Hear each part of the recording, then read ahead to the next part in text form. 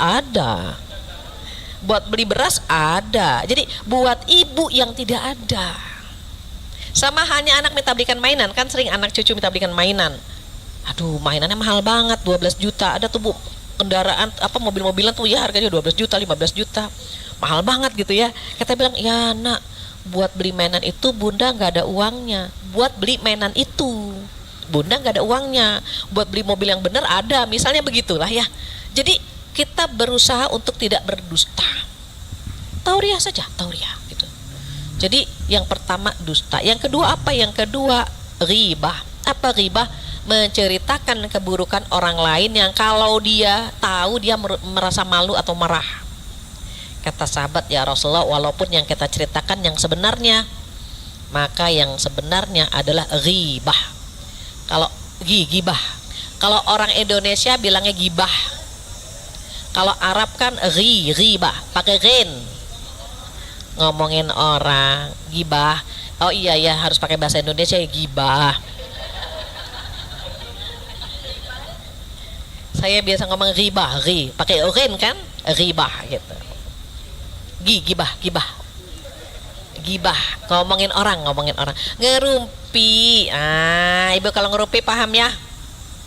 Misalnya, nih perempuan nih, ada orang lewat nih, liatin ibu-ibu itu, ya Allah, jilbabnya apa, bajunya apa. Suka kan? Nah, itu gibah tuh. Ke mall, ke pasar, ada suami istri ya, suaminya ganteng, istrinya pas-pasan. Nah, suka keluar tuh. Ya Allah, padahal suaminya ganteng banget ya istrinya, ya Allah. Jadi tuh perempuan. Kalau bapak-bapak nggak pernah yang begitu tuh, nggak, jarang. Bapak-bapak kalau kita pergi ke mall, bapak-bapak ngeliat yang aneh-aneh, kita tanya, dia ketahuan, "Ibu, kenapa sih Mas?" Enggak. Dia nggak akan pernah kasih dosanya buat kita. Tapi kalau kita perginya sama teman-teman, ada teman ketawa, kita minta tuh dosanya. "Kenapa sih ketawa?" Itu tuh, lihat itu, ketawa bareng-bareng kita, Bu. Teman minta dosa, kita kasih. Akhirnya dosa berjamaah. Maka kalau kita perhatikan, siapa yang begitu tuh? Perempuan. Jadi yang pertama dusta, yang kedua gibah, ketiga apa? Namimah. Namimah itu ngadu domba, bilang ke A lain, ke B lain gitu ya. Nah, ular berkepala dua. Ular kepalanya satu saja udah bahaya, apalagi kepalanya dua. Jadi namimah itu pun merusak pahala puasa. Apa yang keempat? Yang keempat, berkata kotor dan sumpah palsu. Berkata kotor, tutur katanya kotor, hewan dikeluarkan. Atau kadang-kadang sampai dia bersumpah palsu. Demi Allah saya nggak ngerjain, demi Allah bukan saya yang nyebarin gitu. Padahal memang dia yang ngerjain. Itu sama tuh Bu, merusak pahala puasa. 4 kan Bu, pekerjaan lisan semuanya. Oke, yang satu apa?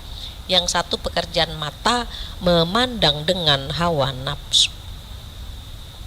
Ibu-ibu yang suka nonton drakor, nah hati-hati tuh. Drakor, drama Korea, kita perhatikan hidungnya, matanya, pipinya, nggak boleh. Istighfar. Atau ada brownies, berondong manis, kita liatin. Ada primus, pria muslim, kita liatin. Kadang-kadang joker lewat juga kita seneng. Joker tuh jomblo keren.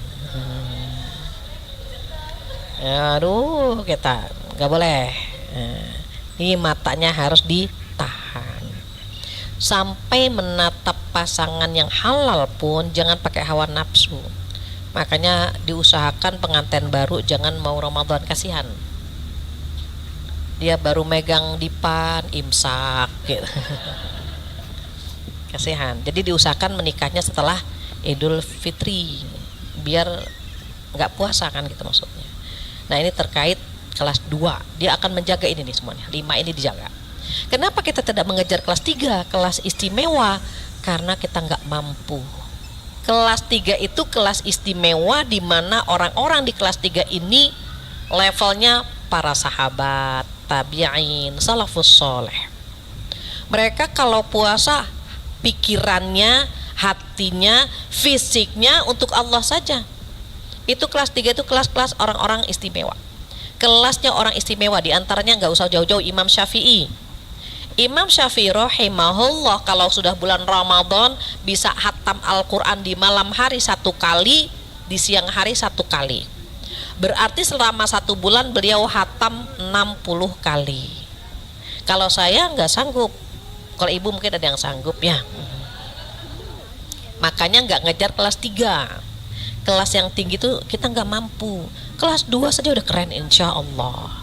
Maka ketika kita ingin melakukan amal-amal cerdas ini karena pengen di posisi kelas 2, mohon maaf daripada ngerumpi alihkan ke ngaji gitu maksudnya. Daripada cuci mata alihkan ke gitu. Ini gimana biar kita sibuk dengan 10 amal ini. Jadi yang pertama tadi ya Bu, yang pertama puasa kelas 2. Itu yang pertama. Yang kedua apa? Yang kedua sholat malam, sholat tarawih. Nah ini amal cerdas di waktu terbatas ini, jadi menyiapkan amal beramal cerdas ini agar kita memanfaatkan waktu dengan sebaik-baiknya gitu. Jadi yang pertama puasa kelas 2, yang kedua sholat malam atau sholat tarawih. Ibu boleh di rumah, boleh di masjid, boleh 8 rakaat, boleh 20 rakaat, bebas. Semakin banyak rakaat yang kita dirikan, sholat sunnah semakin banyak semakin bagus. Taraweh juga gitu kan Bu. Nanti ada sholat yang lain juga mumpung bulan Ramadan. Ibu saya perhatikan dari duduknya nih wajah-wajahnya bermasalah semuanya nih. Kaki ganti kanan kiri ganti lagi.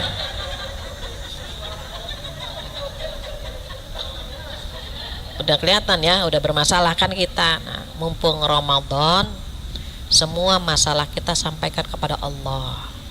Sampaikan Ibu. Suami lincah nggak pulang-pulang, cerita sama Allah. Anak dinasehati gitu ya.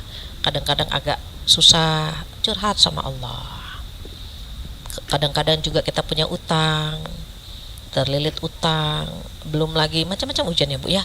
Semua ujian itu kan disesuaikan dengan kemampuan kita. Sampaikan kepada Allah semua. Makanya sholat malam itu membuat hati kita tenang. Tenang Ibu. Entah bagaimana ketika kita sudah cerita sama Allah, ada kebahagiaan yang gak bisa diterjemahkan. Tenang gitu. Maka mumpung mau Ramadan, kita cerita sama Allah. Maka yang pertama ini puasa kelas 2, yang kedua sholat malam. Jadi sholat tarawih gitu ya. Yang ketiga apa? Witirnya jangan ditinggal.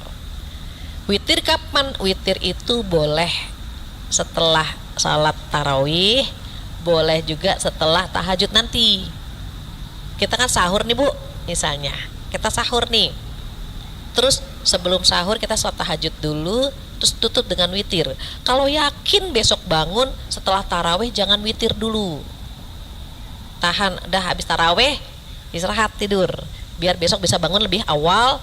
Nah tahajud baru witir. Jadi witir itu sebetulnya sholat penutup. Tapi kita kan nggak tahu nih Bu besok kesiangan atau tidak.